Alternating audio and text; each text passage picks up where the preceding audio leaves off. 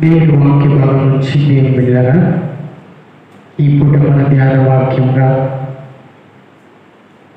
పరిశుద్ధాత్మ దేవుడు మనతో మాట్లాడాలని ఉద్దేశించిన అంశం భక్తుడైన యోహాను గారి ద్వారా పరిశుద్ధాత్మ దేవుడు రాయించినటువంటి యోహాను సువార్తల నుండి 3వ అధ్యాయము 14-15 వచనము నేను చదువుతున్నాను, మీరు చూడండి.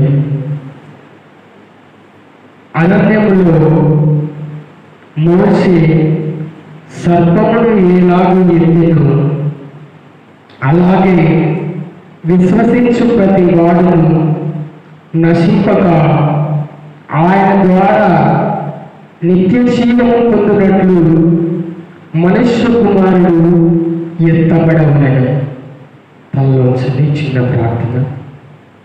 మహాపరిశుద్ధుడా, ప్రేమ స్వరూపి ప్రభువా, మేము మీ వారము, మీ ప్రజలము, మీ స్వాస్థ్యం వాక్యముఖంగా మాతో మీరు మాట్లాడండి. నిలిచిన నేను కేవలం నిమిత్తుని నిష్ప్రయోజకులను. నన్ను సంపూర్ణంగా ఖాళీ చేయండి, నన్ను మరుగు చేయండి. మీరు ప్రత్యక్షమై మీరే మాట్లాడి సమస్త మహిమ ఘనత ప్రభావం పొందమని ప్రభువైన యేసు నామములో ప్రార్థిస్తున్నాము తండ్రి, ఆమేన్. క్రీస్తునందు ప్రియమైన దేవుని బిడ్డలారా, ఇక్కడ చదవబడిన లేఖన భాగంలో యేసుక్రీస్తు ప్రభువారు ఈ లోకంలో జీవించిన శరీర దినాల్లో ఆయన నోటి నుంచి ఉద్భవించిన మాట, ఈ మాట యేసుక్రీస్తు ప్రభువారు నీకోదేమనేటువంటి మనుష్యునితో పలకడం జరిగింది పిల్లరా. అయితే ఈ మాట ఒక్క నీకోదేమనే మనుష్యునికి మాత్రమే కాదు, కానీ సర్వమానవాళికి కూడా అవసరమై ఉన్నటువంటి మాట. ఏమంటున్నారంటే యేసుక్రీస్తు ప్రభువారు అరణ్యములో మోసే సర్పమును ఎలాగూ ఎత్తెనో అలాగే విశ్వసించు ప్రతి వాడును నశింపక ఆయన ద్వారా నిత్య జీవము పొందినట్లు మనుష్య కుమారుడు ఎత్తబడవలెను అని యేసు ప్రభువారు పలికారు. యేసుక్రీస్తు ప్రభువారు ఈ మాట పలకడంలో ఉన్నటువంటి ఆంతర్యం ఏంటంటే, ఈ నీకోదేమనేటువంటి మనుష్యుడు ఆయన యూదులకు అధికారి. యూదులలో అనేక అధికారులు ఉండేవారు. వారిలో ఒక అధికారి ఈ నీకోదేమనేటువంటి మనుష్యుడు. ఈయన యూదుల అధికారి, ధర్మశాస్త్రోపదేశకుడు అంతటి వాడు. అనగా ధర్మశాస్త్రంలో ఉన్నటువంటి వ్యవహారాలు, ధర్మశాస్త్రంలో ఉన్నటువంటి ఆచారాలు, ధర్మశాస్త్రంలో ఉన్నటువంటి పండుగలు, ధర్మశాస్త్రంలో ఉన్నటువంటి సంగతులన్నీ ఆరితేరిన బిడ్డ ఈ నీకోదేమనేటువంటి మనుష్యుడు. అనగా ధర్మశాస్త్రం అంతా పుక్కిట పట్టినవాడు. ధర్మశాస్త్రంలో అన్ని విషయాలు తెలిసినవాడు. ఆయన మొదట యూదులకు అధికారి, రెండవదిగా ధర్మశాస్త్రోపదేశకుడు అంతటి వాడు. అంతేకాదు ఆయన మహాసభలో సభకుడు కూడా. మహాసభలో ఆయన సభకుడు. ప్రియులారా చూడండి, అంతేకాదు యూదా మత ప్రవిష్టుడు కూడా.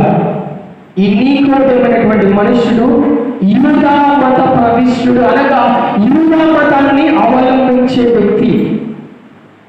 ప్రియులారా చూడండి, మతం ఏదైనా కావచ్చు, మతం అనేది మత్తు మందు లాంటిది. కార్ల్ మార్క్స్ అంటారు, మతం అనేది మత్తు మందు లాంటివి. అనగా ఒక వ్యక్తికి నల్లమందు ఇస్తే ఆ వ్యక్తి యొక్క పరిస్థితి ఎంత భయంకరంగా ఉంటుందో అంతకంటే భయంకరమైనటువంటి మతం అంటారు కార్ల్ మార్క్స్.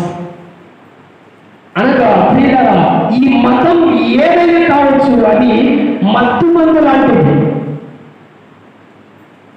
ఈ మతంలో ఉన్నవారు తాము చిత్తైపోతూ కూడా మేము చక్కగానే ఉన్నామని అనుకుంటారు. అలాగా ఈ యూదా మతాన్ని అవలంబించేటువంటి వ్యక్తి నీకోదేవుడు, యూదా మత ప్రవిష్టుడు. ఈ మతం అనే మత్తును నెత్తిదాకా ఎక్కించుకున్న బ్యాచ్ యూదుడు. ఈ యూదా మత ప్రవిష్టుడైన నీకోదేవు అనే మనుష్యుడు, యూదులలో అధికారి అయిన నీకోదేవు అనే మనుష్యుడు, మహాసభలో ఒక సభకుడుగా ఉన్న ఈ నీకోదేవు అనే మనుష్యుడు, ధర్మశాస్త్రోపదేశకుడు అంతటి వాడైన ఈ నీకోదేవు అనే మనుష్యుడు మతంలో ఉన్న ఈ మనిషి మార్గమైన యేసు ప్రభువు వారిని కలవాలనుకున్నాడు. మార్గమైన యేసు ప్రభువు వారిని మతంలో ఉన్న ఈ వ్యక్తి కలవాలనుకోవడము చాలా గొప్ప విషయం. ప్రియులారా, అలా కలవాలనుకుని ఆయన ఒక రాత్రి పూట వెళ్ళి యేసు ప్రభువు వారిని కలిశారు. మీరు చూడవచ్చు, ఇది యోహాను సువార్త 3వ అధ్యాయం 2వ వచనంలో 3వ వచనంలో. నిజంగా ప్రియులారా, ఆయన రాత్రి పూట వెళ్ళాడు. నిజానికి ఆయన రాత్రి పూటనే ఎందుకు వెళ్ళాలి అని మనం ఆలోచన చేస్తే 2 కారణాలు. ఆయన యూదులకు అధికారి కాబట్టి ఎక్కడ పగలు వెళ్ళి యేసు ప్రభువాన్ని కలిస్తే ఎక్కడ యూదులు అతన్ని వెళ్ళేస్తారేమో అని చెప్పేసి ఆయన రాత్రి కూడా వెళ్ళారు రహస్యంగా. ఇది ఒక కారణం. 2వ కారణం, నేను యేసు ప్రభువాన్ని కలవాలి అనుకున్నాను. అది నేను పగలు కలిస్తే ఏంటి, నేను రాత్రి కలిస్తే ఏంటి అని తన మనసులో అనుకొని ఆ రాత్రి పూటనే ఆయన వెళ్ళి యేసు ప్రభువాన్ని కలవడం జరిగింది. యేసు ప్రభువాన్ని కలిసి ఆయన మాట్లాడుతున్నాడు, బోధకుడా, నీవు దేవుని యొద్ద నుండి వచ్చినటువంటి బోధకుడు అని మేము ఎరుగుతాము. చూడండి, ఆయన నేను ఎరుగుతును అనలేదు, మేము ఎరుగుతాము అంటున్నాడు. అంటే ప్రియులారా, ఈ నీకోదేవు అనే మనుష్యుడు వెళ్ళింది ఒక్కడే, కానీ అతనితో సమకాలీన కొంతమంది వ్యక్తుల సమూహానికి యేసు ప్రభువారి గురించినటువంటి సత్యం తెలుసు. నిజంగా ఆయన పరలోకం నుంచి దేవుని యొక్క నుంచి పంపబడిన బోధకుడని చూడండి, మేము ఎరుగుతాము, ఇతడు ఎరుగుతుందంట. ప్రియులారా, చూడండి, ఇప్పుడు ఎరిగినప్పుడు ఆయన మార్గంలోనికి వచ్చేయాలి కదా. యేసు ప్రభువాన్ని ఈయన ఎరుగుతును అంటున్నాడు. మేము ఎరుగుతుము అంటే అతనితో సమకాలీన కొంతమంది వ్యక్తుల సమూహానికి సత్యం తెలుసు, కానీ చాలా మంది చూడండి సత్యము అంగీకరించారు, సత్యాన్ని ఒప్పుకోరు. ఈనాడు కూడా కాదు, సత్యము తెలుసుకున్నారు కానీ సత్యానికి వాళ్ళు ఒప్పుకోరు, అంగీకరించరు. ఈయన ఎరుగుదును అంటున్నాడు, ఈయన ఎరుగుదును అంటున్నాడు. ఎరిగినప్పుడు పరిపూర్ణంగా యేసు ప్రభు మార్గంలోకి వచ్చేయాలి కదా. సత్యము మిమ్మల్ని స్వతంత్రులుగా చేయను. నిజంగా యేసు ప్రభుతో మాట్లాడుతున్నాడు, నీవు దేవుని యొద్ద నుండి వచ్చిన బోధకుడు, లేదంటే ఇన్ని అద్భుతాలు ఎలా చేయగలవు, ఇన్ని మహత్కార్యాలు ఎలా చేయగలవు, నీవు మనిషిగా అగుపడుతున్నావు కానీ మహానుభావుడు అన్నట్లుగా మాట్లాడుతున్నాడు. ప్రియులారా, అలా మతంలో ఉన్న ఈ వ్యక్తి మార్గమైన యేసు ప్రభుతో మాట్లాడుతుంటే యేసు ప్రభు వారు కూడా మాట్లాడడం ప్రారంభించారు. యేసు ప్రభు వారు కూడా మాట్లాడుతుంటే ఈయనకు అర్థం కావడం లేదు. ఈ నీకోదేం అనే మనిషికి అర్థం కావడం లేదు. యేసు ప్రభు వారు చెప్తున్నారు, ఒక వ్యక్తి కొత్తగా జన్మించితేనే కానీ పరలోక రాజ్యంలో ప్రవేశింపరు అని పరలోక సంబంధమైన సంగతులు ఆయన చెప్తూ వస్తున్నాడు యేసు ప్రభు వారు. కానీ ఈ మాటలు నీకోదమనే మనిషికి అర్థం కావడం లేదు. ఎందుకని? అతడు భూ సంబంధిగా ఉన్నాడు, అతడు అక్షరానుసారంగా ఉన్నాడు. నిజంగా అక్షరానుసారాలకు అర్థం కాదండి బైబిల్. దేవుని ఆత్మ సహాయంతో మనము తెలుసుకోగలము ఇందులో ఉన్న మర్మాలు. ఎందుకంటే దేవుని వాక్యము అక్షరమై అలంకారమై మర్మమై ఉంటుంది. ఈ అక్షరాల వెనుక అలంకారం ఉంటుంది, ఈ అలంకారం వెనుక మర్మం ఉంటుంది. యేసు ప్రభు వారికి అర్థమైంది, ఇతనికి గ్రహణం అవ్వడం లేదు. గ్రహణం కాక అర్థం కాక ఏమంటాడు, నేను ముసలివాడు కదా, మళ్ళా తల్లి గర్భంలో ఎలా జీవిస్తాను కొత్తగా అని అంటున్నాడు. యేసు ప్రభు వారు అర్థం చేసుకున్నారు. నిజంగా యేసు ప్రభు వారు ఎంత గొప్ప పరమ బోధకుడు అంటే అర్థమయ్యేలా ప్రకటించడము యేసు ప్రభు వారికే కుదిరింది. చూడండి, యోగ గ్రంథంలో దేవుడు శక్తిమంతుడై ఉన్నాడు, దేవుడు ఘనత వహించిన వాడై ఉన్నాడు, ఆయన పోలిన బోధకుడు ఎవడు?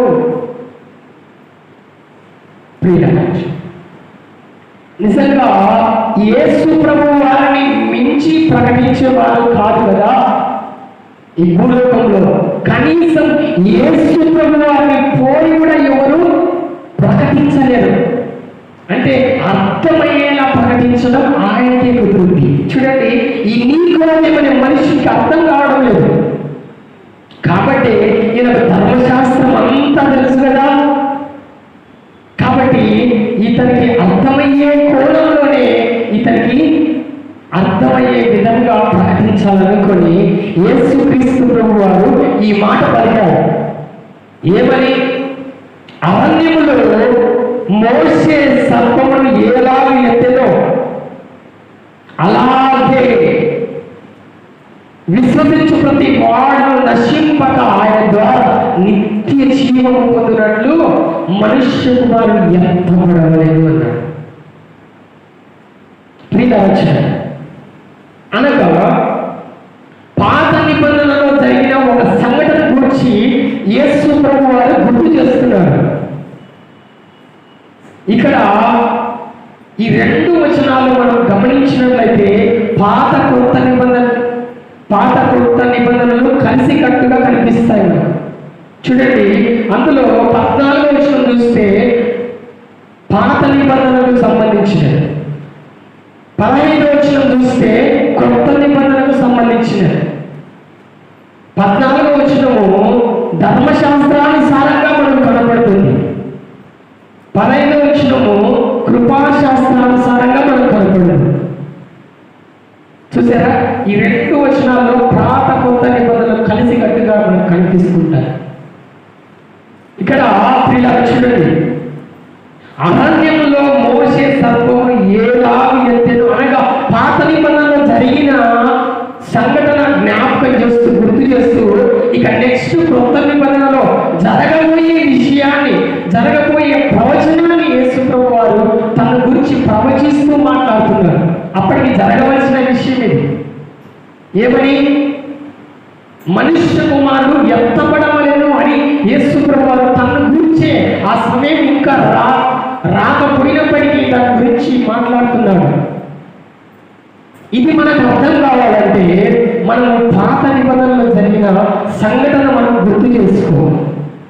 సంఖ్యాకాండము 21వ అధ్యాయంలో ప్రియులారా మీరు వినండి, ఈ సంఖ్యాకాండం 21వ అధ్యాయంలో ఇశ్రాయేలీయులను గురించినటువంటి ప్రస్తావన మనకు కనిపిస్తుంది. మనకు తెలుసు కదా, మన పితరులు ఇశ్రాయేలీయులు ఐగుప్తు సుంకలంలో ఒక బానిస బ్రతుకుతూ ఐగుప్తు కొలిమిలో కాలిపోతూ మట్టితోటి ఇటుకలు తయారు చేస్తూ ఒక దాస్యపు జీవితం జీవిస్తున్నటువంటి ఇశ్రాయేలీయులు దేవుని జ్ఞాపకం చేసుకుని ప్రార్థన చేసినప్పుడు దేవుడు తగిన సమయమందు వారి ప్రార్థన ఆలకించి మోసే ఆహ్వానాల ద్వారా ఆ ఈజిప్ట్ నుంచి ఇశ్రాయేలును విడిపించి ఆయన వాగ్దాన దేశానికి పాలు తేనెలు ప్రవహించు కానాను దేశానికి నడిపిస్తూ వస్తున్నాడు. అలా నడిపించబడుతున్నటువంటి కాలక్రమంలో ఇశ్రాయేలీయులు మార్గ మధ్యంలో వాళ్ళు అలసిపోయి సొమ్మసిల్లిపోయి మార్గ ఆయాసం చేత కృంగిపోయారంట. చూడండి, ఏ ఆయాసము? మార్గ ఆయాసం చేత. ఆ విషయం చదువుతుంటే చాలా వింతగా అనిపిస్తుంది. ఎందుకంటే దేవుడు ఇశ్రాయేలీయులకు అమర్చినటువంటి సౌకర్యాలు ఇక ఎవరికి అలాంటి సౌకర్యము దేవుడు కల్పించలేదండి. అంత అద్భుతమైన సౌకర్యాలు ప్రభు వారికి కల్పించాడు. కొన్ని మీకు చెప్తాను, చూడండి.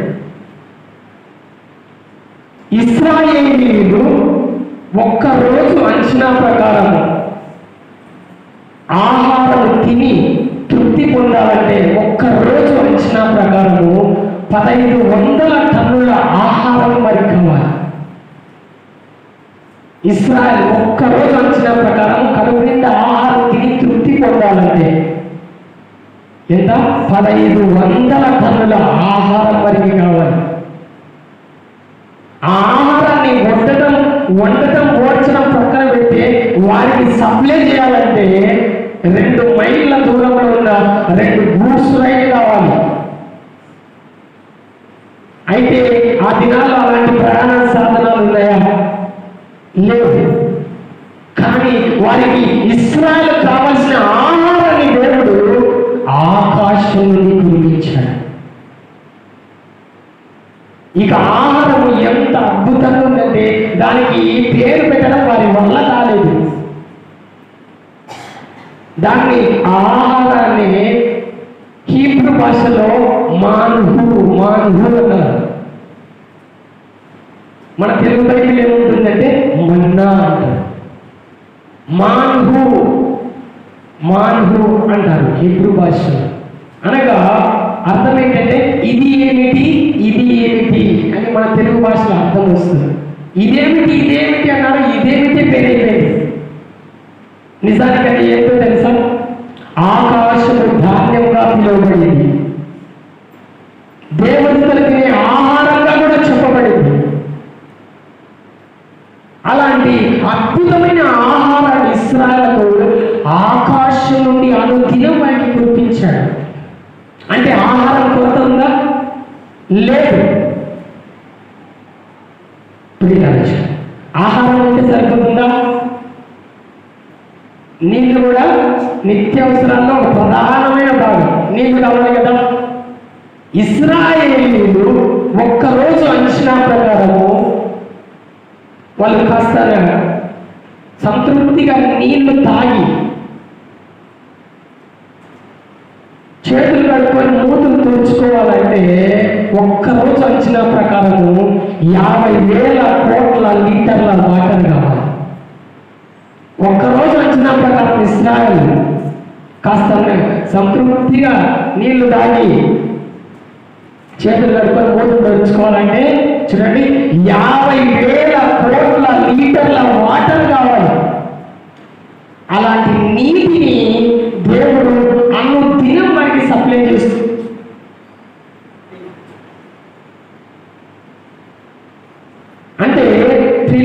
వారికి నీతి కొరత కూడా లేదు. ఒకసారి నీతి లేని చోటికి వెళ్ళారు. బండలు దత్తలు చేసి నీటి ధారలను వారికి అనుగ్రహించారు. అంతేకాదు మారా చెట్టులు మారా మొక్కలు కూడా మారా నీటిని మధురంగా మార్చినట్లుగా మనకు మరొక చోట కనిపిస్తుంది. ఏది ఏమైనప్పటికీ వారికి నీళ్ళను కూడా సమృద్ధిగా సప్లై చేశాడు దేవుడు వారికి కావాల్సిన నీటి. మనకైతే పంచాయతీ పంపుల్లో మున్సిపాలిటీ కుళాయిలో నీళ్లు రావాలంటే ఇప్పుడైతే తగ్గినాయి, కానీ కొన్ని ఏళ్ల కింద ఒక 10-15 ఏళ్ల కిందట నీటి కోసము భయంకరమైన గొడవలు అయ్యేవి. అవసరమైతే పోలీస్ స్టేషన్ దాకా కూడా వెళ్ళాలి. ఎందుకంటే ఈ పంచాయతీ పంపుల దగ్గర కానీ మనము వెళ్తే టయానికి వస్తాయి నీళ్ళు. టయానికి వచ్చిన అక్కడికి వెళ్తే వంతులు ఉంటాయి, వంతుల్లో తేడా వస్తే ధనులు ఉంటాయి. ఆ తూర్పుగోదావరి అటు సైడ్ అయితే నీటి కోసం భయంకరమైన గొడవ. ఇద్దరు స్త్రీలు కూడా బాగా గొడవ పడ్డారు. ఒక ఆమె ఇద్దరు బాగా కొట్టుకున్నారు. ఒక ఆమె అయితే నేల మీద ఆమెను బాగా కుట్టి నేల మీదకి నెట్టి ఆమె మీద కాలు పెట్టి ఆమె జుట్టు మీద మెదిపెట్టి స్ట్రాంగ్గా గుంజింది. గుంజితే చూడండి ఇట్లా ఆ జుట్టు కూడా వచ్చింది. చూడండి సవర నిజానికి ఏ ప్లాన్ చూస్తేది సవర పంట అంటే సవరాలు మూడేలా కొట్టుకున్నారు. వేటి కోసము? నీటి కోసం. కానీ ఇస్రాయేలుకి ఇలాంటి ఇబ్బంది ఉందా? లేదు. అంటే వారికి కావాల్సినటువంటి నీటిని దేవుడు సమృద్ధిగా వారికి అనుగ్రహించాడు. ఆహారం కొరత లేదు, నీటి కొరత లేదు. అంతేకాదు అగ్నిమేఘ స్తంభాల కాపుదల ఇచ్చినాడు. అగ్నిమేఘ స్తంభాల కాపుదల. అగ్ని స్తంభం వల్ల 4 ప్రయోజనాలు, మేఘ స్తంభం వల్ల 3 ప్రయోజనాలు చెప్తాను, గుర్తుంచుకోండి. చూడండి, అగ్ని స్తంభం వల్ల 1 వెలుతురు కలుగుతుంది, 2 వెట్ట కలుగుతుంది, 3 వెన్నెల దెబ్బ తగలదు, 4 క్రూర మృగాలు వారి వద్దకు రావు. అగ్ని స్తంభం వల్ల ఈ 4 ప్రయోజనాలు. మేఘ స్తంభం వల్ల ఎండ దెబ్బ తగలదు 1, 2 చల్లగా ఉంటుంది, 3 నీడగా ఉంటుంది. చల్లగా లేదు, నీడగా లేదు. వెరసి 4, 3, 7 ప్రయోజనాలతో కూడిన అగ్ని మేఘ స్తంభాల కాపుదలను దేవుడు వారికి అనుగ్రహించాడు. అంతేకాదు వారి చెప్పులు తెగిపోలేదు, వాళ్ళ కాళ్ళకు వాపు రానివ్వలేదు, వారి వస్త్రాలు మాయలేదు. అద్భుత రీతిలో దేవుని సన్నిధి వారికి తోడుగా ఉంది. మోషే పరిపాలనలో అలా చక్కగా కొనసాగిపోతున్నారు. మోషే గారి నాయకత్వ విధానంలో ఇన్ని దేవుడు అమర్చి పెట్టాడు కదా. ఇన్ని అమర్చి పెట్టిన తర్వాత కూడా వీళ్ళు మార్గాయాసం చేత సొమసిలిపోయారు. నిజమే, అన్నీ ఉంటే ప్రియులారా, మనకు కూడా అన్నీ ఉన్నప్పుడు, అన్ని సౌకర్యాలు ఉన్నప్పుడు ఏమైనా సోమరులను అవుతాం. ప్రియులారా చూడండి, దేవుని వాక్యం సెలవిస్తుంది, ఇశ్రాయేలు హృదయము కృంగెను అని. దేవుడు అన్ని అమర్చి పెట్టిన తర్వాత వాళ్ళు ఏం చేసినారు? మార్గాలసం చేత అలసిపోయి సొలసిపోయి ప్రియులారా దైవజనుడైన మోషేకు దేవునికి విరోధంగా అలగడము, సనగడము, గొనగడము, తిరుగుబాటు చేయడం మొదలుపెట్టారు.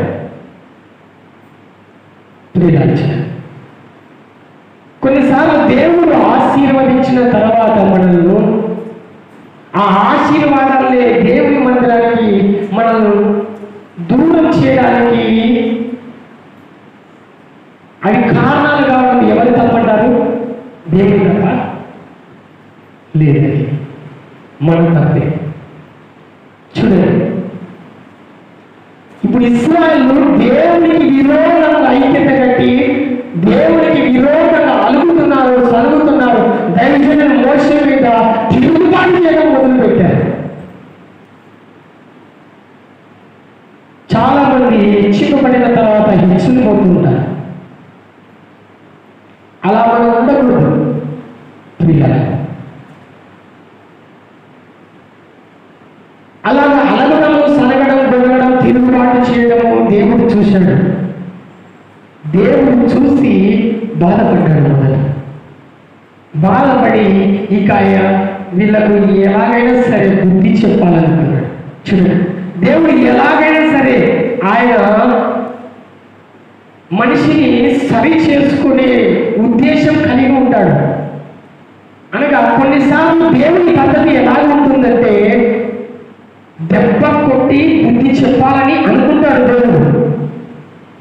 అదే జరిగింది ఇశ్రాయేలు జీవితంలో. దెబ్బ కొడితే కానీ వీళ్ళకి బుద్ధి రాదనుకున్నాడు. అలా అనుకుని దేవుడు ఏం చేసినాడంటే సర్పాలను పిలిచాడు. సర్పాలారా అని దేవుడు పిలిస్తే సర్పాలన్నీ వచ్చి దేవుడి దగ్గరికి వచ్చి సరెండర్ అయిపోయాయి. అందులో మీరు గుడ్డి పాములు, వానపాములు, దొరద పాములు, విషం లేని ఉపయోగం లేని పాములన్నీ పక్కెళ్ళిపోండి. విషంతో కూడినటువంటి పాములు మాత్రం ఇక్కడ ఉన్నాయి. ఆ పాములన్నీ అందులో గుడ్డి పాములు, వాన పాములు, దురద పాములు, ఉపయోగం లేని పాములన్నీ వెళ్ళిపోయాయి. ఇక భయంకరమైన గలనం కలిగి విషపూరితమైన పాములు మాత్రం అక్కడ నిలబడ్డాయి. దేవుడు ఆజ్ఞాపిస్తున్నాడు, సర్పాలారా అదిగో ఇశ్రాయేలు పాలెంలోకి వెళ్ళి దొరికినట్టు కాటేసేయండి అన్నాడు. దేవుడు ఆజ్ఞాపించాడు. అప్పుడు సర్పాలు వింతగా చూస్తున్నాయి. దేవుడు అదేంటి ప్రభువా, నీవు ఆజ్ఞాపించబట్టే కదా ఇంతవరకు ఇశ్రాయేలు ప్రయాణంలో వారి కంటికి కూడా మేము కనబడకుండా తిరుగుతున్నాము. ఇప్పుడు వెళ్ళి కాటేయమంటున్నావు. మమ్మల్ని పరీక్షించడానికే కదా, మమ్మల్ని పరీక్షిస్తున్నావు కదా ప్రభువా అంటే దేవుడు అంటున్నాడు, లేదు లేదు, నేను నిజమే చెప్తున్నా. ఇశ్రాయేలు పాలెంలోకి వెళ్ళి మీరు దొరికినట్టు కాటేసేయండి. వారికి మీకు పరీక్ష కానీ వారికి పనిష్మెంట్ మీరు వెళ్ళండి అంటే వీళ్ళ అప్పుడు ఆ సర్పాలకు ఉద్యమం ఏమి దొరికారా మీరు మాకు అని చెప్పేసి ఇశ్రాయేలు పాలెంలో ప్రవేశించి దొరికినట్టు కాటేస్తున్నాయి. దేవుడికి విరోధంగా ఎంతమంది ఐక్యత కట్టారో, దైవజనుడు మోషేకు ఎంతమంది విరోధంగా ఐక్యత కట్టారో, ఎంతమంది అయితే అడిగి సరిగి గొడిగి తిరుగుబాటు చేశారో వారందరినీ ఒక్కొక్కరిని వెంబడించుకునే సర్పాలు కాటేస్తున్నాయి. ప్రియరాజు ఒకడు అంటున్నాడు, ఒకటి ఎదురు వచ్చే సర్పం ఇలా బుస కొడుతుంటే, అరే ఇంతవరకు మన యాత్రలో ఒక సర్పం కూడా మనకు ఎదురు రాలేదు, ఇదే రాయి నన్ను ఎవడనుకుంది నా ఎదురు వచ్చి బుస కొడుతుంది, ఏదీరా కర్ర అన్నాడు. ఒకడు కర్రీ ఇచ్చాడు. కర్రీ ఇచ్చేలోపే కాలు ఒకటి వేసేసింది. అరే మనం బాగా కాటేసింది. ఆయన వెనక్కి తిరిగి చూస్తే ఆ కర్రీ కూడా ఆల్రెడీ పడిపోయి ఉరగలుగుతున్నాడు. ఇక వెనక్కి తిరిగి చూస్తే ఇశ్రాయేలు పాలెమంతా ఉరికేటోళ్ళు ఉరుకుతుంటే పాములు పరిగెత్తుకుంటూ పరుగున కాటేస్తుంటే ఇశ్రాయేలు పాలెమంతా భయంకరమైన అలజడి, అందరూ ఉరగలుగుతున్నారు పాము కాటు చేత. అప్పుడు కొంతమంది దైవజనుడు మోషే దగ్గరికి పరుగున పరిగెత్తుకుంటూ వెళ్ళి ఆయన కాళ్ళ మీద పడి అప్పుడు క్షమాపణ కోరుతున్నారు. అయ్యా మోషే, మమ్మల్ని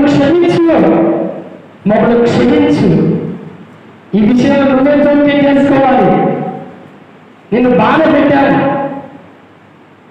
నువ్వే ఈ విషయంలో జోక్యం చేసుకోవాలి, మమ్మల్ని క్షమించు అని వాళ్ళు వేడుకున్నప్పుడు ప్రియరా వెంటనే మోషే గారు దేవునికి ప్రార్థన చేశారు. నిజంగా సేవకులు ఏం చేస్తారు అనుకుంటారు, అంతే కదా. మన సేవకులు అంటే ఎవరు అనుకుంటున్నారు?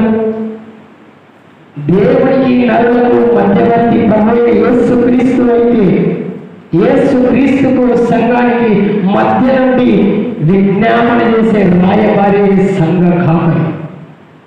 అలాంటి సంఘ కాపరి ఎవరైనా గాయపరిస్తే, బాధ పెడితే, అలిగిసని గొరిగి తిరుగుబాటు చేస్తే దేవుడు ఊరుకుంటాడా? సేవకులు ఏం చేయాలండి? మీ క్షేమ కొరకు కన్నీరు విడిచి ప్రార్థన చేస్తారు. సేవకులు మన కొరకు వాళ్ళు కన్నీరు విడిచి ప్రార్థన చేయొచ్చు, కానీ మన కారణంగా బాధపడి కన్నీరు విడవకూడదు. అది మనకు శాపం. దైవ సేవకులు ఊరుకున్న దేవుడు ఊరుకుంటారా? పగదించుట నా పని అన్న దేవుడు ఊరుకున్నాడు. చూడండి, అప్పుడు దేవుని ప్రార్థన చేసినప్పుడు దేవుడు వెంటనే మోసే ప్రార్థన ఆలకించాడు. నిజమే, అంతేకాని మోసే కొడుక ఏంటి సరిపోయినా సర్పాల మీద సమాధానం అనలేదు. దేవునికి ప్రార్థన చేసినాడు, దేవుడు ప్రార్థన ఆలకించాడు. దేవుని కోపము క్షణము, ఆయన కృప నిరంతరము. దేవుడు వెంటనే ప్రార్థన ఆలకించి మోసే ఒక మాట చెప్పినాడు. ఇదిగో మోసే, ఇతడితో తాపకరపు సర్పము రూపు ఒకటి చేయించు, దాన్ని కొయ్యకు దిగ్గొట్టు, దాన్ని ఇశ్రాయేలు పాలెంలో పైకెత్తు. ఆ ఎత్తబడిన ఇత్తడి తాపకరపు సర్పము రూపం వైపు ఎవరైతే చూస్తారో వాళ్ళు విషం విరిగి బ్రతుకుతారని దేవుడు చెప్తారు. అలాగే చేస్తాడు మోసే. ఇతడితో తాపకరపు సర్పము రూపం ఒకటి చేయించి దాన్ని కొయ్యకు దిగ్గొట్టి ఇశ్రాయేలు పాలెంలో పైకెత్తినప్పుడు అప్పుడు విషయం కాటుతూ ఉన్న ప్రతి ఒక్కరికి చెప్తారు, ఇదిగో చూడండి, ఆ ఎత్తబడిన ఇద్దరి తాపకరపు సర్పం వైపు చూడండి. దాని వైపు చూసిన వాళ్ళందరూ విషం విరిగి బ్రతికారు. లేదంటే రోజు అందరూ చనిపోయారు. అదే పాము కాటు.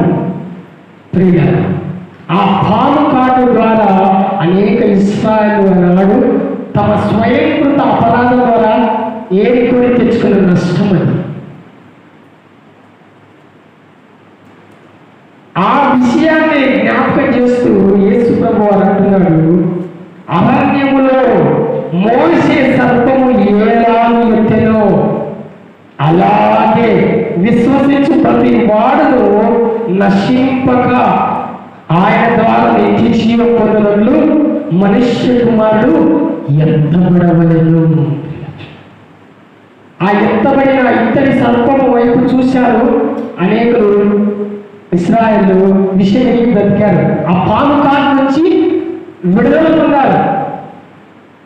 ఈనాడు యేసు ప్రభువు ఎందుకు ఎత్తబడవలసి వచ్చింది అంటే, ఈనాడు పాపము కాటు ద్వారా యావత్ మానవ జాతి